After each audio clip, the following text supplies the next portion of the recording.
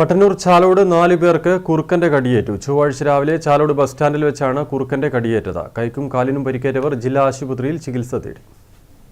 ചാലോടിലെ കൊവ്വൽ ഭാസ്കരൻ, മട്ടന്നൂരിലെ Harindran, Chalode സ്റ്റാൻഡിലെ goods auto ഡ്രൈവർമാരായ മൂലക്കരിയിലെ Gireesan, കുംഭത്തിലെ കളത്തിൽ സുമേഷ് എന്നിവർക്കാണ് കുറുക്കന് കടിയേറ്റത്. കൈക്കും കാലിനും പരിക്കേറ്റ ഇവർ കണ്ണൂർ ജില്ലാ ആശുപത്രിയിൽ ചികിത്സ തേടി. കടയുടെ വരാന്തയിൽ നിൽക്കുകയായിരുന്ന ഹരീന്ദ്രനെയാണ് കുറുക്കൻ ആദ്യം കടിച്ചത്. തുടർന്ന് ബസ് സ്റ്റാൻഡിനകത്തേക്ക് ഓടിയെത്തി മറ്റുള്ളവരെയും ആക്രമിക്കുകയായിരുന്നു. കുറുക്കനെ പിന്നീട് ചത്ത നിലയിൽ കണ്ടെത്തി.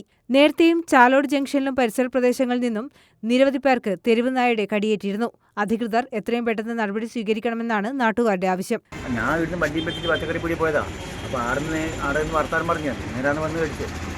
ചാലോട് ബസ് സ്റ്റാൻഡിൽ നിന്നായി പറയുന്നത് പുഴൻ്റെ ചെയ്തിക്ക് സാധനം വാങ്ങാൻ നിന്നാലും രാന്തം കുറുക്കാൻ ഓടി വന്നിട്ട് കടിച്ചിട്ട് വീടുന്ന ഒരാളെ കടിച്ച് ബസ് സ്റ്റാൻഡിൽ പോയിട്ട് 3 ആളെ കടിച്ച് രക്തത്തോട് ഭയങ്കരമായ രക്തം. എങ്ങനെയാണ് പുറത്തിറങ്ങി നടക്കാനുള്ള സാഹചര്യമൊന്നുമില്ല. 2 ആഴ്ച മുമ്പ് ഇതേമാതിരി 4 ആളെ കടിച്ചിട്ട്. ചാലോടിൻ്റെ ഹൃദയഭാഗത്ത് വെച്ച് നടന്ന സംഭവം ഒരു ഭീകരാന്തരീക്ഷം സൃഷ്ടിക്കുന്നതാണ്. 4-5 പേരെ കടിച്ചിട്ടത് അതിൻ്റെ ആക്രാന്തം പലരുടെയും